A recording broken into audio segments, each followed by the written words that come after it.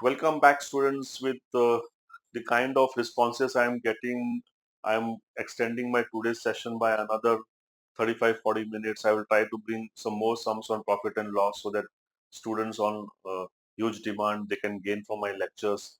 So let's start.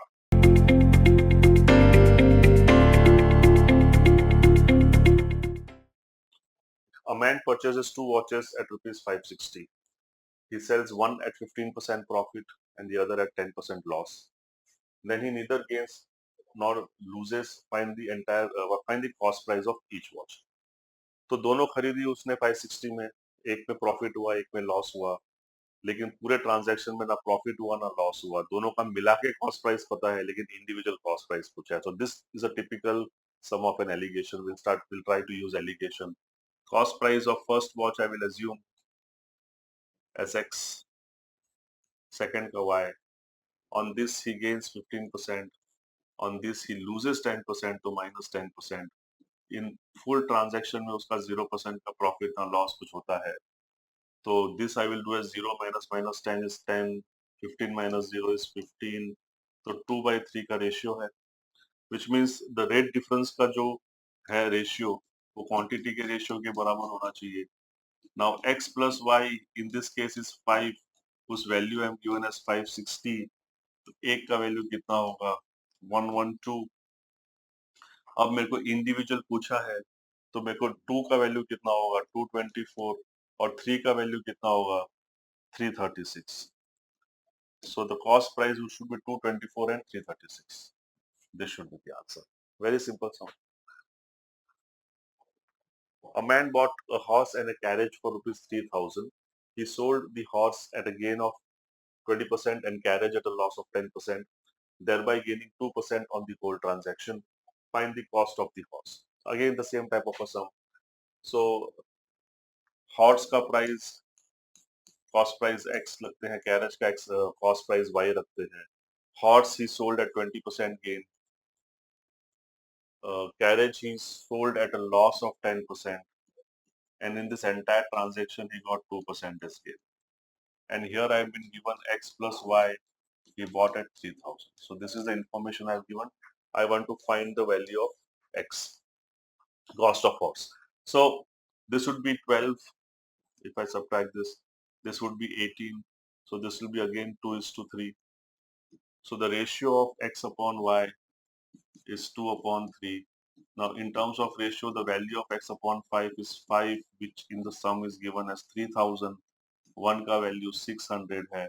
I want to find out the price of horse, which is 2, should be 1200. 1200 is the answer. Okay. Let's go next. Two electronical musical instruments were purchased for rupees 8,000.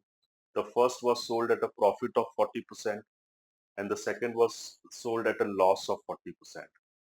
If the sale price of the same is same in both the cases, what was the cost price of the two electrical musical instruments? Now see, in this type of sums we cannot apply allegation because हम लोगों को जो mixture है उसका अपने को average price नहीं दिया होगा. So and we do not know individual cost price also. We have to find the individual cost price. That's why we will try to solve these sums from the concepts of ratio and proportion. So let us say 8,000 का cost है total. So first was sold at a profit of 40%. So 40% in terms of fraction is how much? It is 2/5. Yes or no? Which means अगर CP 5 है, profit 2 है, तो SP कितना होगा? 7. So in first case, my CP is 5, my SP is 7. Now in another case, it was at loss of 40%. So 40% again in this case was 2/5. तो मेरा CP again 5 है but ये loss है, तो SP कितना होगा? 5 minus 2 3. तो in second case my CP is 5 but my SP is 3. But in the sum I have been given कि इन दोनों का SP सेम है. तो let's try to make the SP same. इसको मैं 3 से मल्टीप्लाई करूंगा, इसको मैं 7 से मल्टीप्लाई करूंगा, तो ये हो जाएगा 15:21 और ये हो जाएगा 35 इज टू 21। अभी सीपी सेम, एसपी सेम हो गया।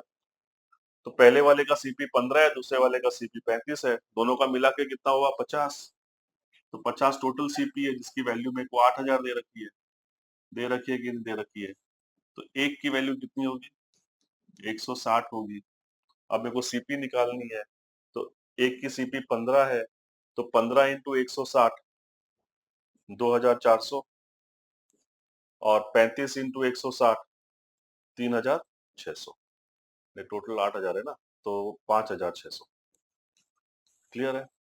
This I am doing with mental maths. So how did I calculate 160 into 15? I did 160 into 10 plus 5 in my mind. So this will be 1600, और 16 into 5 is 80, तो 800, तो 2,400 हो गया। जो balance बचा वो 8,000 में से 2,400 निकाल के 5,600 निकाल लिया। As simple as that. A man sells an article at a gain of 15%. If he had bought it at 10% less and sold it for 4 rupees less, he would have gained 25%. Find the cost price of the article. So what they're saying is, अगर cost price 100 हुआ होता article का, तो उसने 115 में बेचा, because 15% gain हुआ उसको। अगर बोलता है if he had bought it at 10% less, तो मतलब अगर 90 में उसने बाय किया होता और उसने 4 रुपया लेस में बेचा होता, तो he would have gained 25%. So he would have gained 25% of 90. तो मतलब 25% is how much? 1/4। 4 की वैल्यू मेरे को 90 दी हुई है, तो सेलिंग प्राइस कितना है 5, 4 प्लस 1, तो 5 की वैल्यू पूछी है, तो 5/4 इंटू 90। चेक कर लेते हैं, 4 2 जा 8, करेक्ट। तो 10 बचा वापस 2, फिर 20 बचा 22.5। सो 22 इंटू 5 इज 110, और 5 इंटू 5 इज 2.5, तो 112.5 का प्राइस हुआ यहाँ पर। सो this is the next scenario. Now I am being told that the difference between these two price is 4। इसका डिफरेंस कितना है 2.5। उसका वैल्यू मेरे को 4 रुपीज दे रखा है सम ना, बिकॉज फर्स्ट एंड सेकंड का डिफरेंस सेलिंग प्राइस में 4 है। तो मेरे को अभी 25 का वैल्यू कितना हो जाएगा 40, बिकॉज दोनों को 10 से मल्टीप्लाई करता हूँ। I want to find the cost price. Cost price is how much 100, तो 100 का वैल्यू कितना होगा 160। 160 is the answer. Clear? Let's go next. A man sells an article at 5% profit. If he had bought at 5% less and sold it for rupees 1 less, he would have gained 10%. The cost price of the article is simple again. If the CP of the article was 100, he sells it at 5% profit with 105. But now what they're saying, if he had bought it at 5% less, मतलब 95 में अगर खरीदा होता उसने, and sold it for 1 rupees less, तो इन दोनों का difference, नया सेलिंग प्राइस का डिफरेंस 1 का है, he would have gained 10%. तो 95 पे 10% मतलब 9.5.541 104.5 में बेचा होता। तो इन दोनों का जो डिफरेंस है वो 0.5 है। 0.5 की वैल्यू 1 रुपया दे रखी है, तो 1 की वैल्यू 2 रुपया होगी। मेरे को 100 की वैल्यू पूछी है, तो 200 रुपया कॉस्ट होगा उस आइटम का। Clear? Let's go to next. 5 kg of butter was bought by a shopkeeper for rupees 300. 1 kg becomes unsellable. He sells the remaining in such a way that on the whole he incurs a loss of 10%. At what price per kg was the butter sold? Now, his CP was 300 and he incurred a loss of 10%. So 10% का loss मतलब 300 का 10% is 30. So his SP would have been 270 because there was a loss of 30, 10% का loss. Now he sold 270, but 270 में उसने सिर्फ 4 kg बेचा ना, because 1 kg became unsellable. तो 1 kg का प्राइस कितना होगा 270 अपॉन 4। तो कर लो इसको 6 24 30 7 28 25, तो 67.5 रुपीज पर केजी के हिसाब से बेचा होगा। A fruit seller sells 8 oranges at a cost of 9 oranges. The profit percentage is मतलब यहाँ पर क्या दिया है कि अगर सीपी मेरा 9 है तो मेरा एसपी 8 होगा।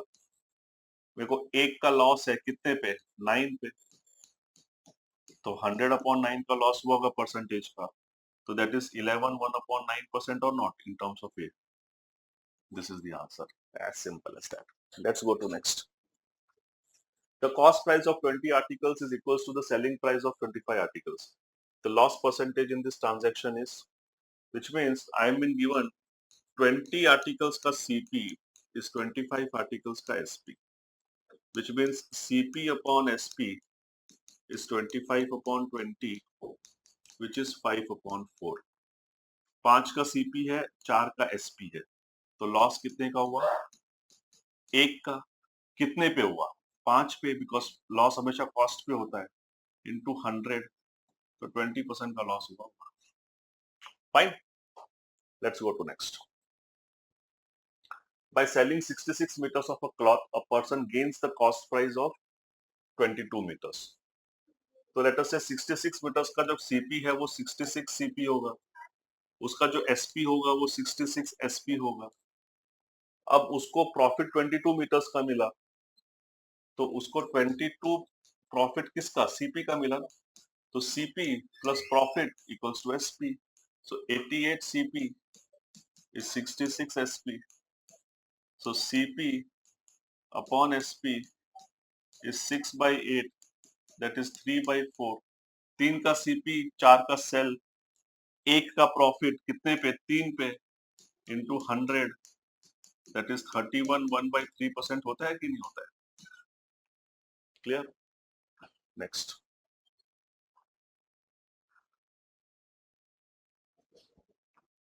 A single discount equal to a discount series of 10% and 20% is how much? Again we will do this with a successive discount method, which means पहले अगर उसका CP 100 था तो उसने 10% डिस्काउंट पे बेचा, मतलब 90 पे बेचा। दूसरे टाइम अगर उसका सीपी 100 था तो उसने 20% का डिस्काउंट पे, मतलब 80 पे बेचा। ये दो काट दो, तो 100 का आइटम उसने 72 में बेचा, तो कितने का डिस्काउंट दिया, 28% का डिस्काउंट दिया कि नहीं दिया? Clear? Let's go to next. The list price of a watch is ₹160. A retailer bought the same watch at ₹122.4. He got two successive discounts, one at 10% and other at a rate which was not legible. What is the second discount rate? Now I have told you in one of the lectures कि suppose किसी को पहले एक A% का discount दिया, बाद में B% का डिस्काउंट दिया, तो इफेक्टिव डिस्काउंट कितना होता है, A% plus B% minus AB/100. ये इफेक्टिव उनका परसेंटेज डिस्काउंट होता है, which means in this case what is my total discount? My total discount is 160 minus 122.40, so that will be 37.6. So my total discount is 37.6 because on a mark price of 160 I paid only 122. तो उसका जो difference है वो मैंने discount दिया है, उसको हमको डिस्काउंट मिला है। तो अभी इफेक्टिव डिस्काउंट कितना था, लेट अस से पहला डिस्काउंट तो 10% था, दूसरे वाले को मैं x% ले लेता हूँ, फिर मैं 10 into x/100% उसमें डाल दूंगा ना, तो this is my total discount. So this will be 10 plus x minus x/10, which will be 100 plus 10 minus 9x/10. So this is the total discount he got.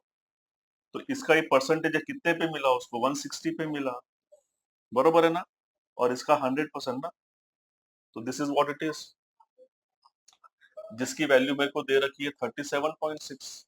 Yes और नो, बिकॉज डिस्काउंट इज 37.6. सो इसको अगर मैं calculate करूंगा, sorry this is 10, so this will be 100 plus 9x, और ये एक 10 60 से cut जाएगा, तो यहाँ 100 आएगा और यहाँ 16 आएगा, which is 37.6. Yes or no? So if I take this 100 over there, this will become 100 plus 9x into 16 is 3760. If I cancel this 16, 16 to the 32, 56, 3 is a 48, 80, 235. So 9x will be 235 minus 100, 135. So x will be 135 upon 9. 9 ones are 9, 45, 15. So this another discount which was not legible should have moved 15%. Clear? Let's go to next. A tradesman is marketing his goods 20% above the cost price. He gives 10% discount on cash payment. Find his gain percentage. तो मेरे को बोला कि अगर CP उसका 100 है तो goods को लेबल करता है मार्क प्राइस 120 पे, 120 पे वो 10% डिस्काउंट देता है, मतलब वो 12 का डिस्काउंट देता है, तो उसका एसपी कितना हो जाएगा? 12 का डिस्काउंट दिया तो 108, तो 100 का 108 में बेचा तो कितना परसेंटेज प्रॉफिट मिला उसका? 8%. 8% is the answer. Okay, let's go to next. For a certain article, if discount is 25%, the profit is 25%. If the discount is 10%, then the profit is. So अगर 100 का सीपी है और प्रॉफिट 25% का है तो SP मेरा 125% होगा. अब मेरा 125 होगा, मेरा मार्कअप प्राइस मुझे पता नहीं है एक्स, बट एक्स पे मैंने 25% का डिस्काउंट दिया है, which means my SP, which is 125, is 75% of mark price, which means 75 upon 100 of mark price. So इसको 3 से गया, इसको 4 से गया, ये 500 अपॉन 3 आपका मार्क प्राइस हो गया. ठीक है. Now what they are saying is, अगर मैंने 10% डिस्काउंट दिया, 10% डिस्काउंट में किस पे दूंगा? मार्क प्राइस पे दूंगा. तो मेरा मार्क प्राइस 500/3 है, उस पर डिस्काउंट मैंने 10% का दिया, मतलब मैंने 50/3 का डिस्काउंट दिया, तो मतलब मेरा 450/3 हो गया, मतलब 150 हो गया मेरा सेलिंग प्राइस. तो सेलिंग प्राइस अगर 150 है तो मेरा 50% का प्रॉफिट हुआ होगा. Okay, let's go to next. A trader marks his good at such a price that he can deduct 15% for cash and yet make 20% profit. Find the mark price of an item which cost him rupees 90. So let us say अगर उसका CP 100 है तो उसका SP 120 होगा, because he gets a 20% profit. And इसका जो mark price है let us से X है, इसके ऊपर वो 15% का डिस्काउंट देता है, which means 120 is 85% of mark price. Yes or no? So this would be 17, this would be 20. So इधर जाएगा तो 2400 upon 17 is the mark price. Now what they've asked, find the mark price of an item which cost him rupees 90. So देखो भाई 100 था तो mark price 2400 upon 17 था. अब 90 अगर उसका कॉस्ट प्राइस होगा तो मार्क प्राइस कितना होना चाहिए? तो I will say 90 upon 100 into 2400 upon 17. तो ये कट जाएगा. अब मेरे को आंसर्स मिक्स फ्रैक्शन में दिया है, बट मेरे को डिनोमिनेटर में 17 है, जहां पर मेरे को एक वैल्यू यहाँ 17 की दिख रही है, तो मेरा आंसर 127 1/17 होगा. I don't have to waste time on calculations. Next. A trader wants 10% profit on the selling price of a product, whereas his expenses amount to 15% on sales. What should be his rate of markup on the article costing rupees 9? So let us say a trader wants 10% profit on the selling price of a product. So अगर suppose SP उसका 100 है तो उसको profit कितना चाहिए?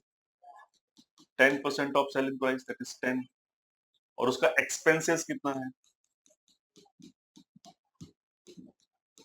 15% on sales, तो 15 उसका expenses है, राइट? सो उसका कॉस्ट कितना हो गया होगा? So CP would be CP plus profit plus expenses is SP. तो सीपी कितना हो गया होगा? 75. और एसपी कितना था? 100. तो सीपी अपॉन एसपी कितना हुआ? 75 upon 100, that is 3/4. So if he has a cost of 3 and his selling price has to be 4 with the given information, he will have to mark his goods up by 1. एक से markup करना पड़ेगा ताकि वो stack price से बेच पाए वो. एक on what? On 3, because cost price is 3, which is 33.33%. This is the answer. Clear है? हाँ, इस केस के अंदर आप इतना एज्यूम करो कि उसने मार्कअप उतना ही किया है, वो डिस्काउंट नहीं देगा, बोलेगा मेरा प्राइस ये मार्कअप वाला जो लेबल वाला प्राइस है वो फिक्स प्राइस है, ठीक है?